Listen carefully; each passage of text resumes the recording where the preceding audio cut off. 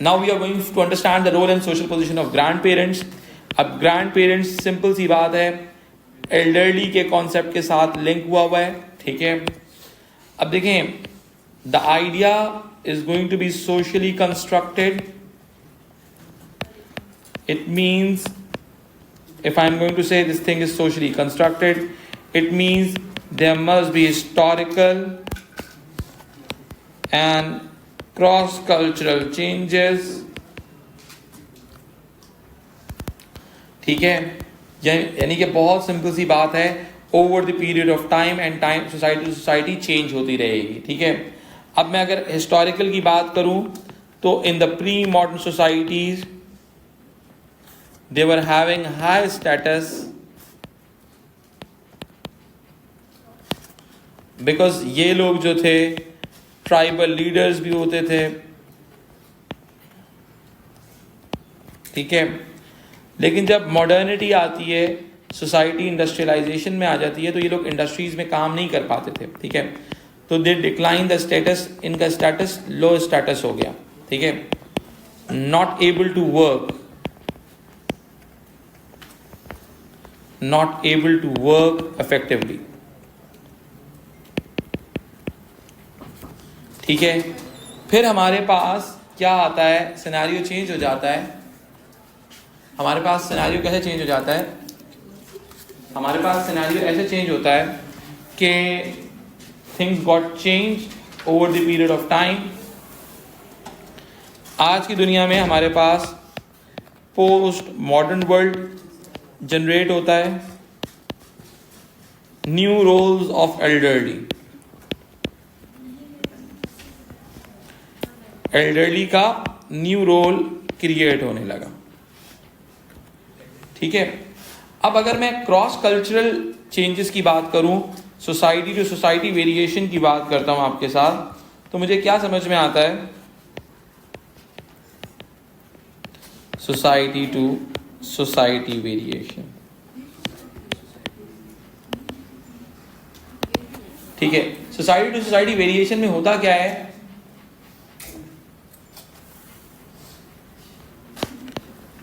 Impact of life expectancy,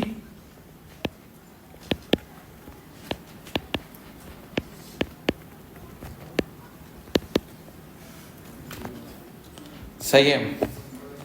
impact of life expectancy का मतलब होता है कि भाई एक सोसाइटी में लाइफ एक्सपेक्टेंसी ज़्यादा है, दूसरी सोसाइटी में कम है, तो एज के कॉन्सेप्ट भी चेंज हो जाएगा. अब अगर बहुत सिंपल सी बात है, अगर मैं 60 ईयर्स इन पाकिस्तान की बात करूं, एक बंदा 60 ईयर्स का है पाकिस्तान में, तो भाई वो रिटायर्ड होगा क्योंकि लाइफ एक्सपेक्टेंसी 65-67 है. ठीक है, मैं अगर सिचुएशन चेंज कर दूं जापान की, जो जापान में लाइफ एक्सपेक्टेंसी ज़्यादा है, ठीक है, तो वो 60 वाले को कहेंगे भाई यू कैन वर्क. ठीक है, अच्छा, अब ऑटोमेटिकली होता क्या है, कुछ सोसाइटी में एजिंग पॉपुलेशन हो जाती है. Europe is facing this particular problem. ठीक है, क्या हो रहा है, इंक्रीज डिपेंडेंसी रेशियो हो जाएगा. डिपेंडेंसी रेशियो, लोग ज्यादा डिपेंडेंट होंगे. सही है. इसके अलावा इसमें एक कॉन्सेप्ट होता है, concept of sandwich generation. Sandwich, आपकी जो मिड जनरेशन होती है वो सैंडविच जनरेशन होती है एडल्ट्स, बिकॉज वो एल्डरली को भी हैंडल कर रहे होते हैं और वो क्या कहते हैं, चिल्ड्रन को भी, जो जितनी भी डिपेंडेंट पॉपुलेशन होती है वो उनको हैंडल कर रहे होते हैं, उनके ऊपर डिपेंडेंट होते हैं वो. जी बिल्कुल करेगा. देखो, अगर लाइफ एक्सपेक्टेंसी ज्यादा हो जाए तो ऑटोमेटिकली आपका जनरेशन गैप भी बढ़ जाता है, ये भी प्रॉब्लम है. सही है. अच्छा, अब आते हैं हम इस सिनेरियो को पोस्ट मॉडर्न सोसाइटी के हवाले से अंडरस्टैंड करने के लिए. हमारे पास थ्योरी आती है, वेलार्ड की रिसर्च आती है.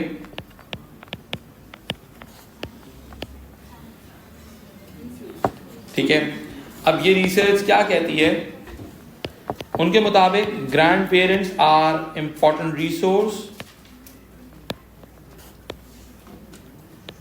आर वैल्यूएबल रिसोर्स, ठीक है। अब ऑटोमेटिकली किस हवाले से, in relation to child care,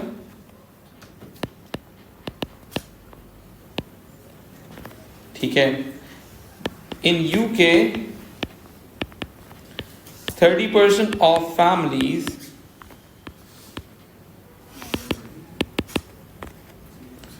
depends on grandparents, नहीं वो क्योंकि भाई वो चाइल्ड केयर के हवाले से ना, क्योंकि देखो grandparents have more money as compare to the parents because उनका सेविंग्स होती है, ठीक है।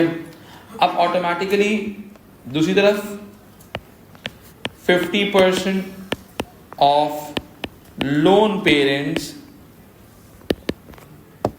डिपेंड्स ऑन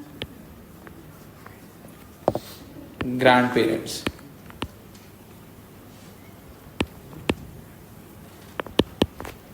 ठीक है। तो ऑटोमेटिकली क्या हुआ, सिंपल सी एक रिसर्च आ गई जिसने रोल ऑफ ग्रैंड पेरेंटिंग को डिफाइन किया, ठीक है।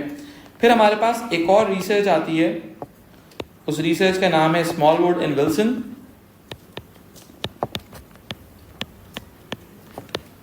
अब ये स्टडी क्या कहती है, वो कहते हैं कि मॉडिफिकेशन इन फैमिली स्ट्रक्चर हो गए, मॉडिफिकेशन इन फैमिली स्ट्रक्चर हुआ है, ठीक है। मॉडिफिकेशन इन फैमिली स्ट्रक्चर जो हुआ है, दुनिया किस तरह से कन्वर्ट हुई है, दुनिया कन्वर्ट हुई है क्लासिक एक्सटेंडेड फैमिली से टू मॉडिफाइड एक्सटेंडेड फैमिली।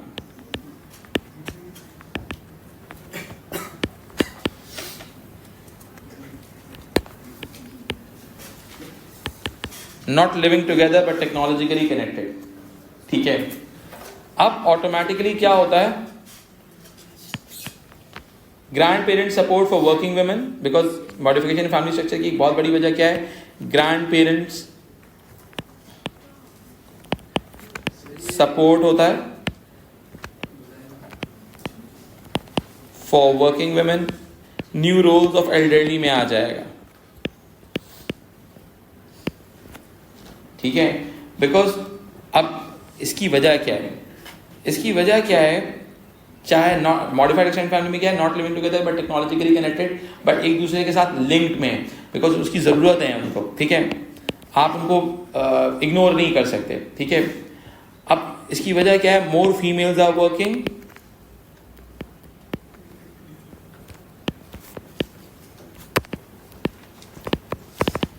ठीक है, पहली चीज।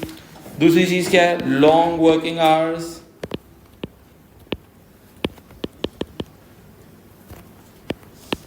फिर क्या है, हाई कॉस्ट ऑफ चिल्ड्रन,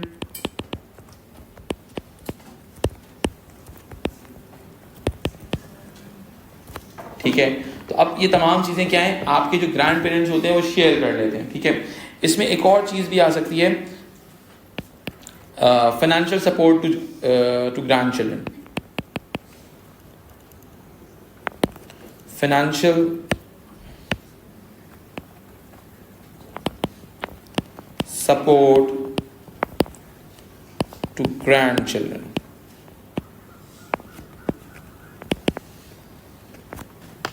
ठीक है। अब बहुत ही सिंपल सी बात है,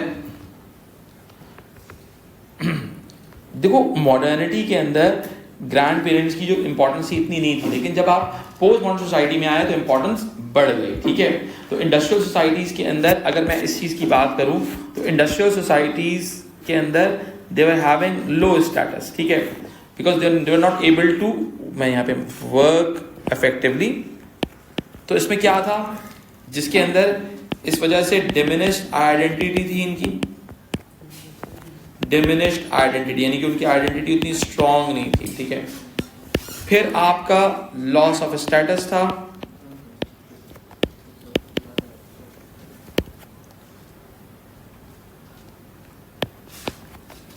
लेस यूजफुल कंसिडर किया जाता था, लेस यूजफुल, बिकॉज वो इकोनॉमिकली इतने एक्टिव नहीं थे एंड पावरफुल। इसीलिए कहते थे ना कि जो इंडस्ट्रीज थी वो एजेड लोगों को क्या कहते हैं निकाल दिया करती थी, ठीक है। बिकॉज इसी वजह से ageing as a process of decline, कि आपकी एज अगर ज़्यादा हो गई तो आप ख़त्म हो जाओगे, ठीक है। As a process of decline, ठीक है। लेकिन दुनिया में क्या हुआ, जब पोस्ट मॉडर्न सोसाइटी आई, नो रोल्स ऑफ एल्डरली की वजह से क्या थी कि भाई बहुत सिंपल सी बात है, इसमें एक बहुत सिंपल सी बात है, हाई लाइफ एक्सपेक्टेंसी हो गई।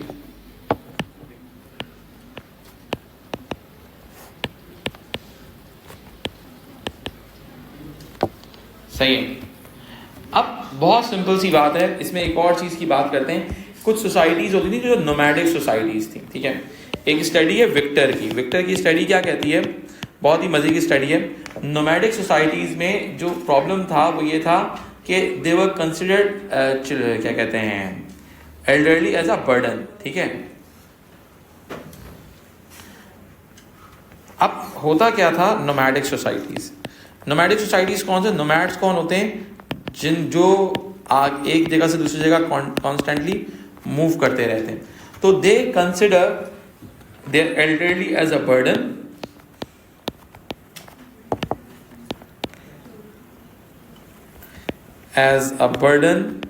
ये पूरी दुनिया के अंदर किसी ना किसी लेवल पे नोमैड्स होते हैं जो कि मूव होते रहते हैं एक जगह से दूसरी जगह के ऊपर, ठीक है। अब जबकि दूसरी तरफ विक्टर की स्टडी थी, एक नोमैडिक सोसाइटी से क्रॉस कल्चर वेरिएशन में आ जाएगा, जिसको हम कहते हैं इनसेटल्ड सोसाइटीज, जो कि एक जगह पर बैठे हुए होते हैं।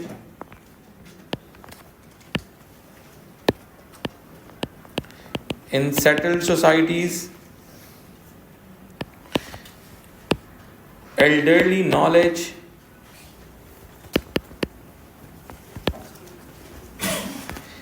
and experience is valuable,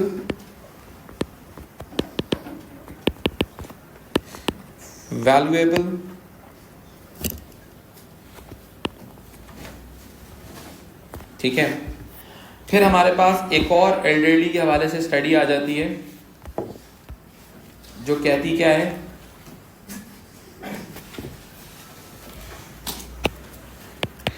कैगन्स study को कहते हैं, इसको हम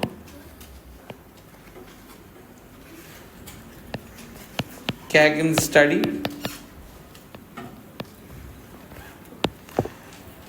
ये स्टडी हुई थी कोलंबियन विलेज के अंदर,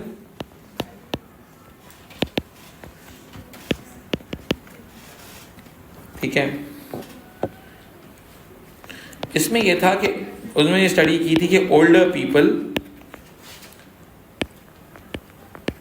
आर सोशली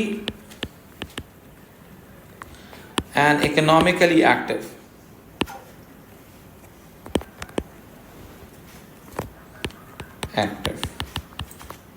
ठीक है। पहली चीज तो ये होती है, ठीक है। और उसकी वजह ये उन्होंने देखी कि इनका कंट्रोल था, कंट्रोल ऑन सोशल रिसोर्सेस, ठीक है। जिसकी वजह से क्या होता था, इम्पैक्ट ऑन स्टेटस भी होता था। अच्छा, जब रिसोर्सेज इनके कंट्रोल में होते थे तो automatically impact on social status. अच्छा, तो अब ऑटोमेटिकली ये बात समझ में आती है। अब जैसे हमने ये क्रॉस कल्चरल एनालिसिस दिया, यानी कि ideas related to age and elderly, ठीक है, these ideas are also socially constructed, ठीक है, कि ये आइडियाज भी सोशली कंस्ट्रक्टेड होते हैं। और ये आइडियाज सोशली कंस्ट्रक्टेड किस तरह से होते हैं कि एक सोसाइटी से दूसरी सोसाइटी में आइडियाज वेरी कर सकते हैं। Is it clear to you all? देखिए जी, changing the concept of motherhood and fatherhood को स्टार्ट करते हैं, ठीक है। देखिए जी, मदरहुड एंड फादरहुड का बहुत सारे कॉन्सेप्ट जो यूज़ होंगे वो कॉन्जुगल रोल्स वाले भी यूज़ होंगे, ये बात जहन में रखिएगा, ठीक है। पर्टिकुलरली मदरहुड वाला टॉपिक के अंदर, ठीक है। सबसे पहले हम अंडरस्टैंड करते हैं मदरहुड के आइडियाज़ को, ठीक है।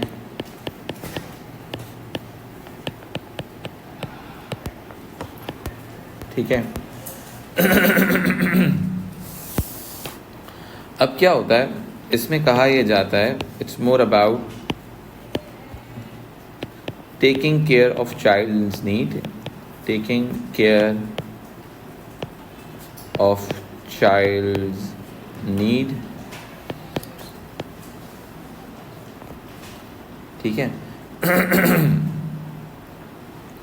अब automatically it is considered as invisible labour.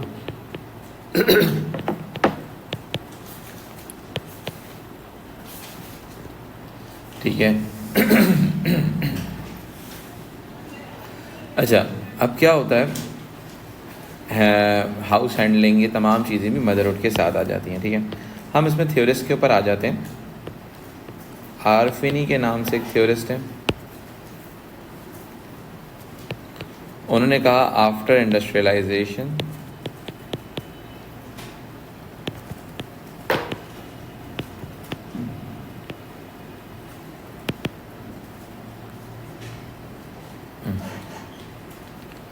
उनके मुताबिक, ये आप कॉन्जुगल रोल्स में भी कहीं ना कहीं डाल सकते हैं, separate roles of breadwinner and caretaker were established.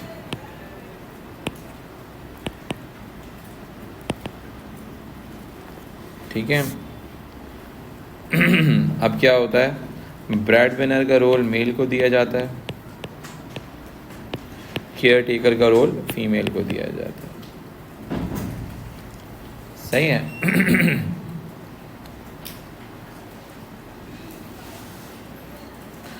अच्छा, अब क्या होता है, it's more about the emotional role.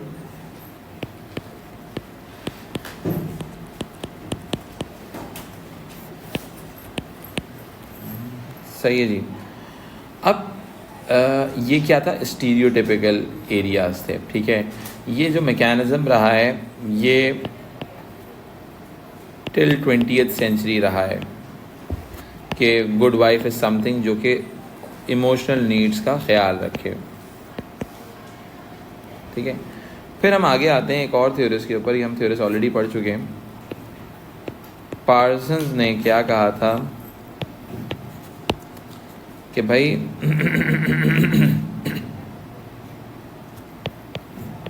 Mail into instrumental role,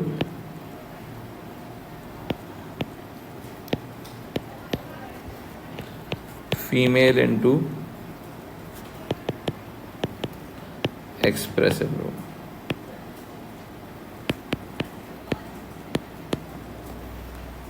ठीक है।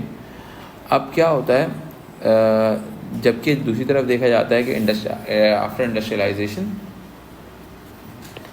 आफ्टर 1950s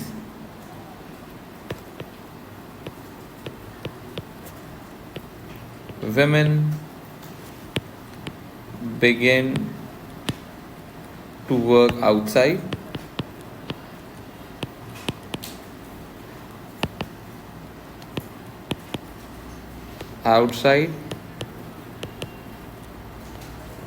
अच्छा, अब जब ये चीज़ होगी तो ऑटोमेटिकली वुमेन पे डुअल बर्डन आ जाएगा।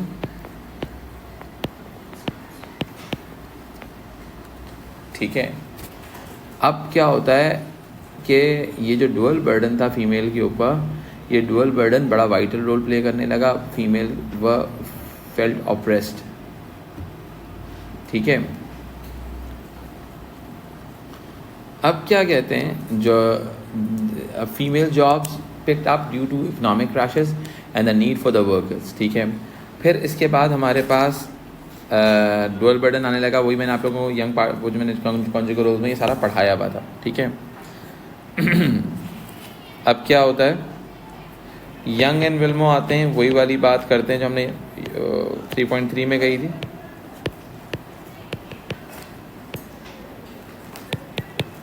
ठीक है। In the 1970s, rise of symmetrical family in the UK.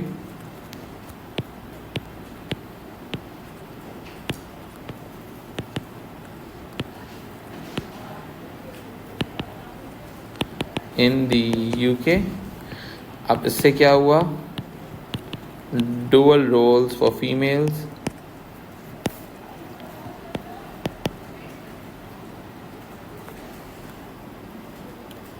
ठीक है, अब ऑटोमेटिकली इसके अंदर हमारे पास जब फेमिनिस्ट आते हैं ना, ठीक है, फेमिनिस्ट ये बात कहते हैं रोल ऑफ मदरहुड जो डिज़ाइन किया गया है, roles of motherhood and fatherhood are patriarchal ideologies.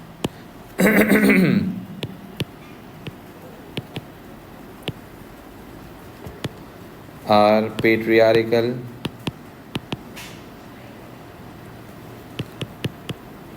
ideologies। ठीक है,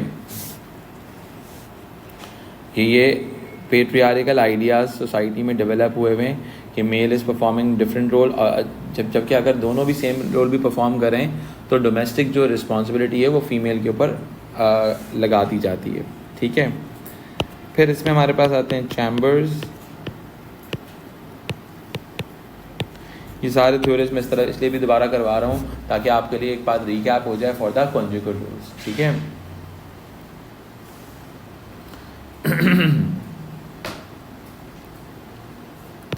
उनके मुताबिक वर्किंग वुमेन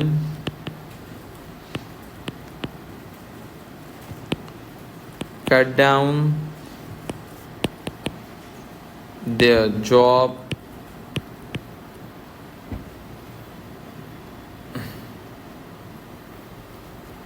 for children, कि भैया उनकी जो प्रायोरिटी होती है मदर्स की, it's more about the children rather than the job. सही है, तो जिसकी वजह से अब और डेफिनेटली बात है फिर उनकी इकोनॉमिक पोजीशन भी अफेक्ट करती है। ठीक है, अब ये सारे थ्योरिस्ट हैं मदरहुड के, और यही थ्योरिस्ट आप यूज़ कर सकते हैं किसके अंदर बेटा, आप ये थ्योरिस्ट को अपने पास कॉन्जुगल रोल्स के कॉन्सेप्ट में भी डिस्कस कर सकते हैं। ठीक है, कॉन्जुगल रोल्स में भी आराम से ये आपके थ्योरिस्ट आ सकते हैं। ठीक है जी, अब मैं इस चीज़ को थोड़ा सा आगे लेके चलता हूँ। एक और चीज़ भी है, वो ऐड ऑन कर लेते हैं।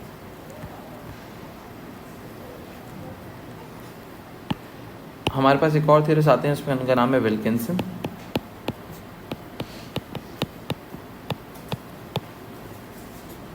ठीक है,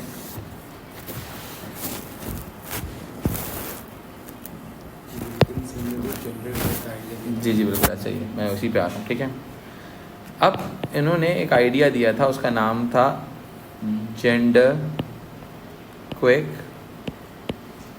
ठीक है, इसके मुताबिक women no longer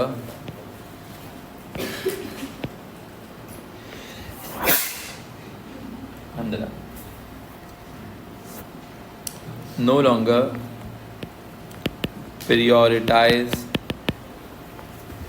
families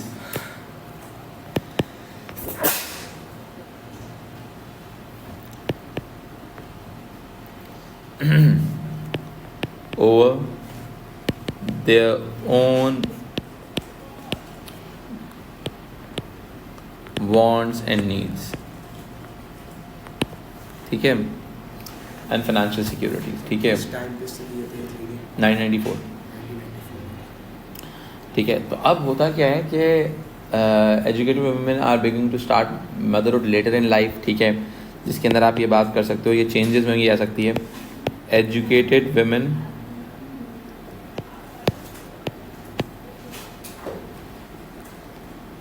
begin motherhood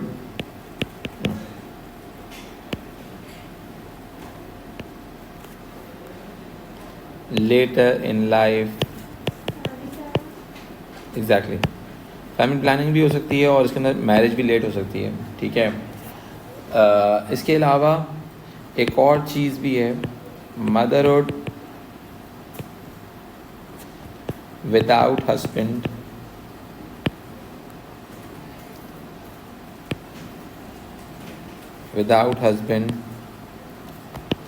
is also common.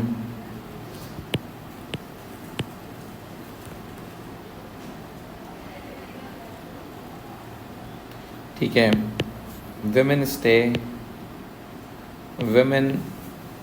are staying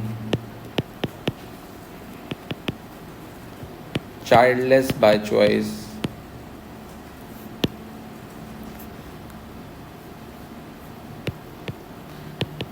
female identities are changing वाली बात है, ठीक है। सम फीमेल रेडिकल फेमिनिस्ट जो हैं आपके, रेडिकल फेमिनिस्ट जो हैं, they consider motherhood as oppressive,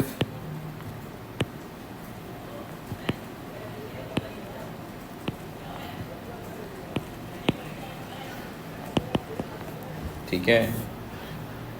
अब वो पूरे नोशन को ही रिजेक्ट कर देते हैं। अब हम आते हैं इसके अंदर रोल ऑफ फादरहुड के हवाले से, ठीक है।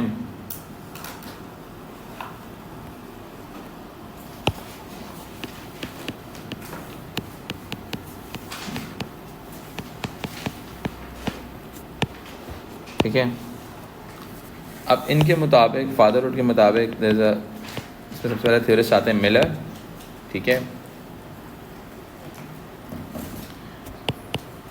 The role of fatherhood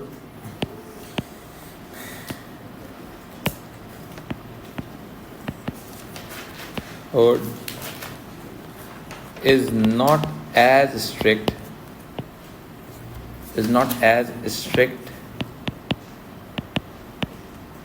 as motherhood,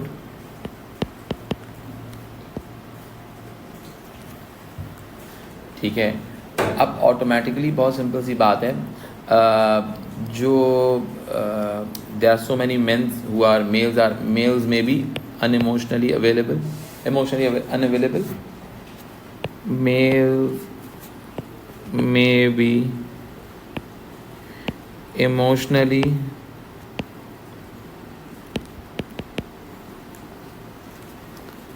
unavailable, ठीक है। यानी कि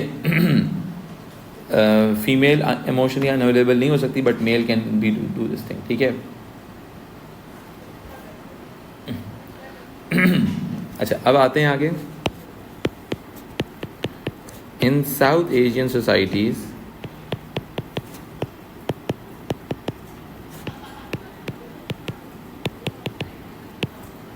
ठीक है,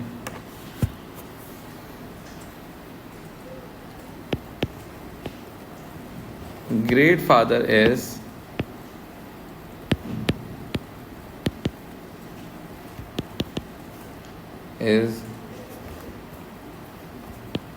having economic burden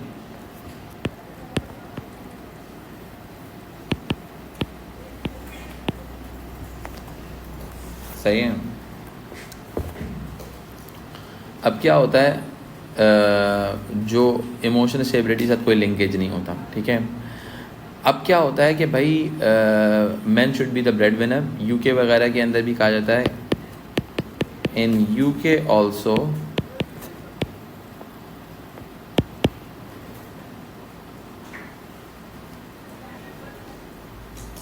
many people subscribe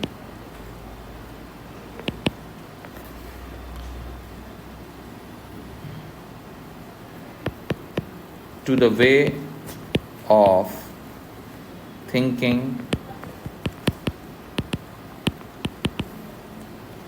that a man should be the breadwinner. Sir, can we make the argument here because traditional masculine identities बोलते हैं कि male should be the breadwinner, so that also kills male aspiration. ऐसा हो सकता है, कि वो उन चीज़ों का इम्पैक्ट आ रहा होता है, तो जिसकी वजह से इंसान कहता है यार ये मेरी रिस्पॉन्सिबिलिटी, इससे बाहर निकल नहीं सकता। ठीक है, यानी कि अब क्या होता है कि many people believe that the idea that main changing diapers, helping homework is unnatural. सही है, यानी कि stereotypically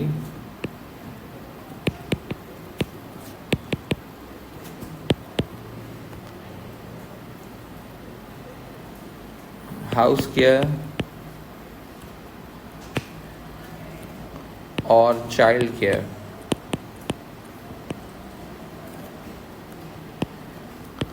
is unnatural for men.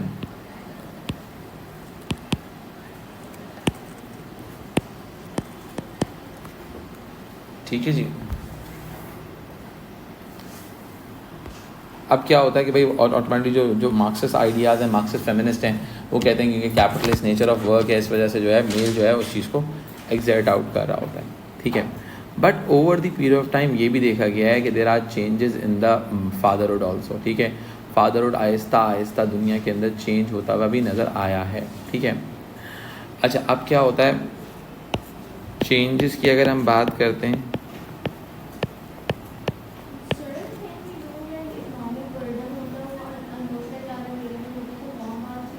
आ सकती है। अच्छा, बिल्कुल। अब एक्टिव रोल्स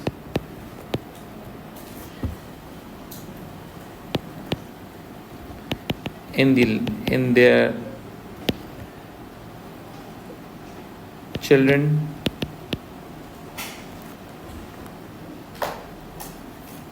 सही है। अच्छा, इसके अलावा क्या होता है, इसमें हमारे पास थ्योरिस्ट आते हैं बैक। ठीक है,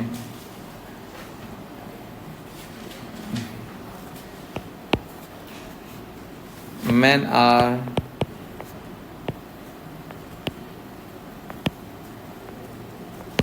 dependent on their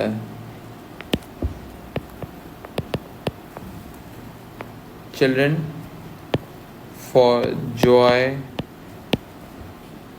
and purpose। सही है, यानी कि ये जो है वो क्या समझते हैं कि भाई ये इनका काम नहीं है। ठीक है,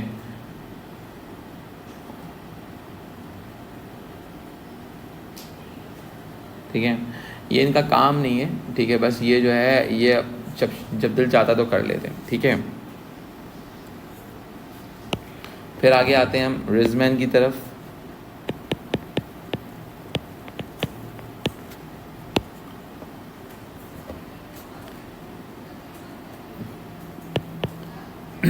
Women are no more nurturing should be abolished। Are more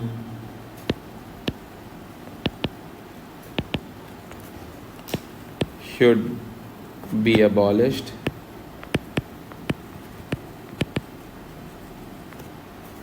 ठीक है, अब ऑटोमेटिकली क्या होता है कि भाई जो biological difference between sexes in terms of child rearing are now fairly outdated. ठीक है, यानी कि अब वो जो प्रीवियस आइडियाज़ हैं उनको ख़त्म होना चाहिए। ठीक है, तो ये वही आपका कॉन्जुगल रोल्स का एक तरह से एक्सट्रैक्शन बन सकता है। ठीक है, और यहाँ पर जो है हमारा 3.4 एंड होता है। ठीक है जी।